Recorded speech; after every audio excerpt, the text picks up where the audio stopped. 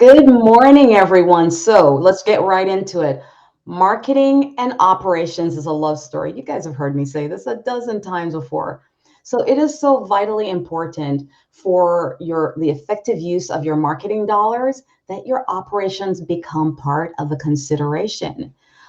Are you considering your operations? So today at 10 at 10, we're going to have a fireside discussion with Cameo Roberson. We're going to discuss getting your operations together. So let's go.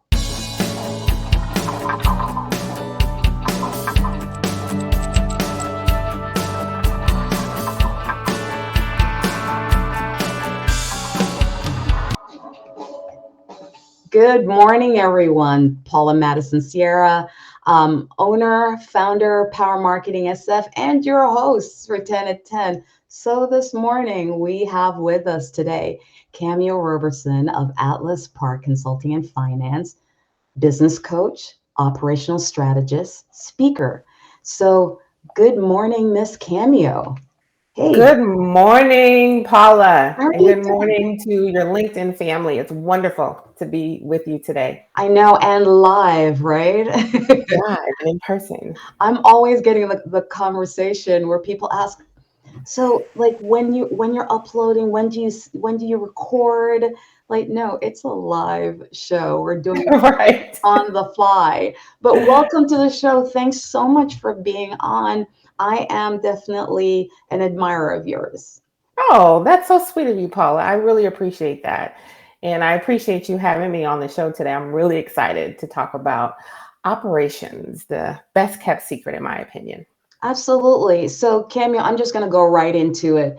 Cameo, tell us about your superpowers and how did you acquire said superpowers? Yes, I'm happy to. So, one of my superpowers is really helping business leaders get clarity on their business vision. When you think about all the priorities you have as a business leader and as an entrepreneur, there's a lot of things on your plate. And sometimes it's those ideas, which I liken to having a whole box of Legos in front of you, right? All of these different colored blocks. You're wondering how can you organize those blocks in a way that's going to help you build your business in a way that makes sense for you, and you have this beautiful house in front of you. And so what I'm able to do is really cut through the noise of what's important to the business owner, what's going to move the needle, and what's going to put them really in a position to move their business to a place of operational excellence. I love that, you know. So why is this important? Why is efficiency important for in your opinion? Oh, efficiency is huge and it has so many benefits. If you think about, over the last 2 years, we've been working in this virtual environment, right? COVID has forced us to do that. And so when you think about the ability to reach more people, to really deliver that solid client experience, you want to be able to be efficient at it. Customers' habits have changed and people want to know that they can connect with you very quickly. They want to know that you're going to be able to meet their needs. But if you haven't thought about what efficiency looks like for your business, then you can be left behind and really miss out on opportunities to connect with your ideal clients. I know the financial advisors that I often work with, a lot of them were working with clients in person, right? But then COVID happened and that got shifted. And you really have to think about not only being efficient in working with your clients, but then also making sure that they have a great experience working with you. Absolutely, absolutely. Let me ask you another question because my Yeah. ears just picked something up, which is, is efficiency the same for everyone? I mean, should we always be hyper connected? I think that's a fantastic question. And I think efficiency is very relative to the type of business that you have and what kind of experience you want your clients to have. And then also, how do you want to be able to manage the back end of your business, right? The things the clients don't see.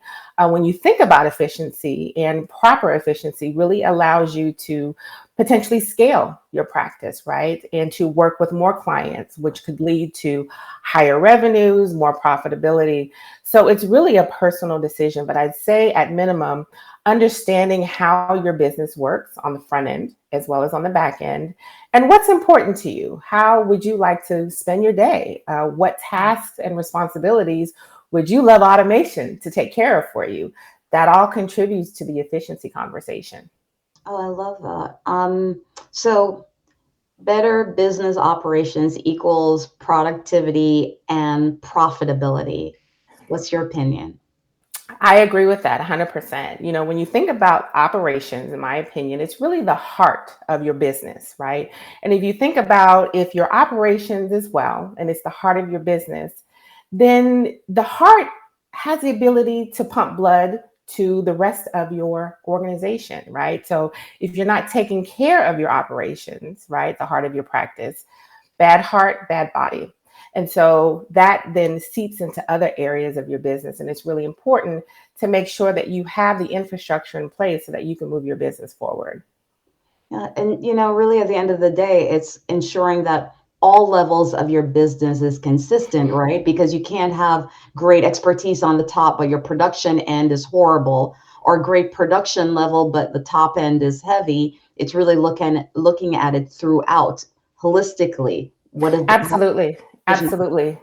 And I really see it as five key areas. When I work with my financial advisor clients, and we look at their business from a holistic perspective, there's the business strategy and planning component, right? What are you in business for and where are you moving your business to? Then there's the business development piece, right? The sales and marketing, which is important because if you don't have clients, you won't be in business for very long.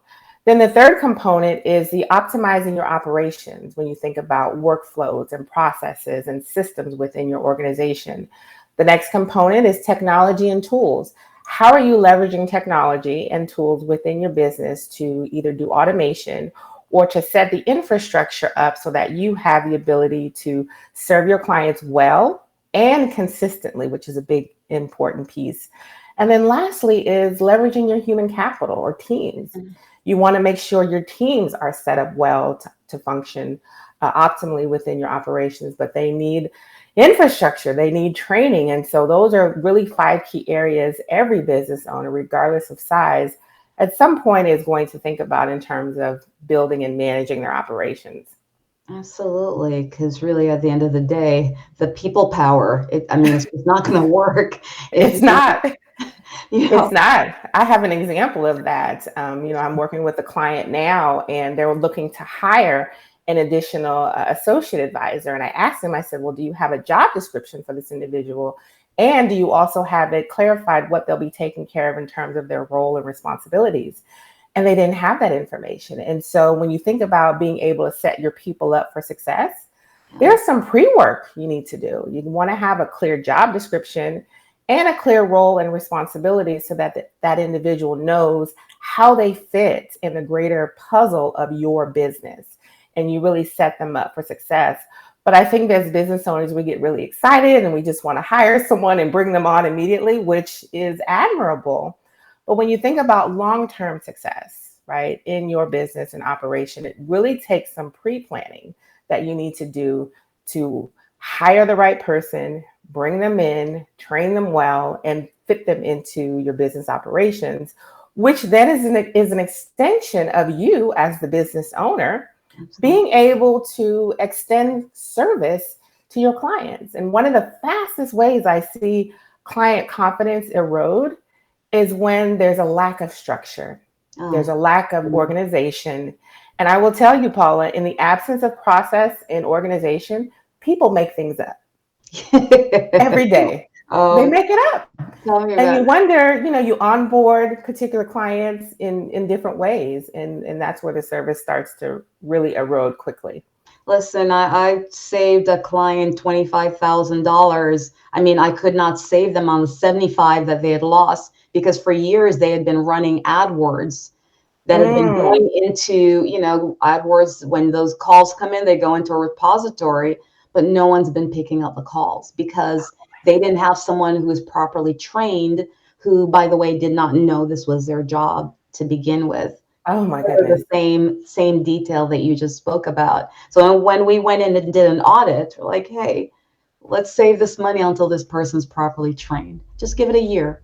I mean, we can do other things in the meantime, So I'm going to also say it's probably tied to the goals that you have set up for your business. And do you have goals set up for your business? Hmm. It sounds like everyone's business operation is going to be structured differently based on those goals and those needs and where you want to move forward to. Yeah, absolutely. And it's those goals and the projects that you put in place to help meet those goals that happens in the strategic planning process that I often help my clients with, because you want to have clarity on creating the right goals for your business that are going to help you achieve long-term vision and success. But then taking it a step further is figuring out what projects do you need to work on a consistent basis that are going to help support those goals. And a lot of times business owners get overwhelmed, and I've been there, right? Is when you see, oh my goodness, how am I going to get all of this work done? Yeah. And it's really in that strategic planning component where you can get clarity on the right types of projects and then put the infrastructure in place to support those projects. That's great to know. So one of the 5 points that you shared earlier was automation. Yes, Um, automation, I love talking about automation. it's. I'm always so excited because it just gives you time back in your day. The simplest of the consideration, right? The benefits, Yeah, absolutely. the time. And yeah, and in automation, it's one of those best kept secrets, right? It's one of those shiny bell in the window components where we all want it, right? We want automation and we want it now. But one of the fastest ways to get frustrated with automation is to not think about the end goal, not think about the process of creating and getting to that end goal. And so I always tell my clients and individuals that I work with that fantastic and great technology does not fix bad process. So you must start with the process first. Yeah, Begin with the process, figure out what you want your client journey to be, what efficiencies you want to build in your business, and then pull in the right technology pieces to then build that automation. I love that. Begin with the end in mind, huh? Begin with the end in mind. Yeah. Absolutely. So where do they start? Because I know that from my marketing clients, as I said earlier, marketing operations are so tightly woven together, and I hear that frustration, they want to do certain things. There's so much around that that's kind of stopping them. So where do they start in that fear, confusion, too much coming at them? Any suggestions? Yeah, I think that's a great point, is to think about what we just talked about, the end goal. And so if you're talking about your marketing aspect of your business, think about how you would want a potential client who wants to work with you, what they would experience in your onboarding process. So when you think about taking and breaking it down into particular steps, you can say, okay, I'm doing the sales and marketing component. I've now brought on a new prospective client. How am I going to onboard them? Step one. Step two is how or what kind of experience do I want them to have in working with me? Three, what back office components do I need to build out in order to make sure that I'm paid on time, my contracts are delivered in electronic format, those contracts are signed, and really just breaking each step down so that you can see the full journey. And I would start there, because one of the fastest ways to scale and to build the ability to work with more clients is to have a seamless onboarding process. And when I think about and break that out into the bigger scope of things, it's really what I call a revenue roadmap, right? The road to the check. And figuring out your sales and marketing plan, your onboarding plan, your client service delivery, and then the client retention. How do you keep clients happy and coming back to work with you? Oh, a little something popped up on my screen Yeah, that covered your entire face. I'm like, no, that's technology for you. that's the beautiful part about being live, by the way. Hmm. With that said, are there some tips that you can offer folks? It's like, okay, we have our goals set, and I love the way you said, what's the experience you want your clients to have? That really spoke to me. What tips can you offer folks now on, maybe 3 tips that they can proceed with when it comes to automation? Yeah, so 3 tips when it comes to automation is to start off with a very small project within your organization. And so if you think about, okay, I want to be able to have people opt into my newsletter for example, when they're booking a call with me, that's a one level of an automation that you can set up. So think about all of the automation points that you want to establish within your business, and then start with one project at a time. The next thing that I would say is commit to figuring out what you want your end goal and your process to be, right? One of the fastest ways to get frustrated is to not think about what that process is. And then thirdly is to really understand that your business is going to evolve and change. All of our businesses do. And so your automation needs may shift and change, but keeping a pulse on what you want your client experience to be, and then bringing in the right technology and automation connections to help you be more efficient, but then also deliver a superior experience for your clients. Nice. I love that. Thank you so much for that. And Oh, yeah, no problem. as we're wrapping this up, because there was a lot of nuggets that you offered here, my final question, and of course I'm starting it today, and it's inspired by you, by the way. um, Business owner to business owner, can you offer our audience any suggestions just based on your own experience and moving forward? Yeah, happy to. When I think about the last 3.5 years that I've been operating Atlas Park Consulting, is one of the biggest things that was a huge benefit for me is when I got stuck on something, I asked for help. I realized that I can't and don't know everything, and there's other business owners who've gone this journey before me. So being open to ask for help is a huge benefit, and something that I would really let your audience know. There's no shame in asking for help, right? We've all been at a situation where we've needed help. We don't understand something. Maybe there's someone we want to be introduced to. And so knowing that that is the aspect of being a business owner, you don't know it all. In asking for help, you'd be surprised how many people are willing to help. I love that. Yeah, that is a big one. And a lot of times ego stands in the way of it, right? It's like, It well, I'm does. supposed to know everything. I don't want anyone to know that I don't know. It's like, Yeah, it's a challenge. It's a challenge, but when you really think about it, and if we really are honest with ourselves, most of us as business owners have been there and continue to be there, right? Because our businesses evolve and what we need assistance with changes. And so there's no shame in asking for help. absolutely. That one, I think, is also a direct twin of perfectionism as well. They kind of go Right. hand in hand. I don't need help. It has to be perfect, So hopefully you guys got so much out of this today. Thank you so much, Cameo. That was great. Please reach out to our guest today if you need to know more about if you're having some issues with your operations and you really want a quick discussion.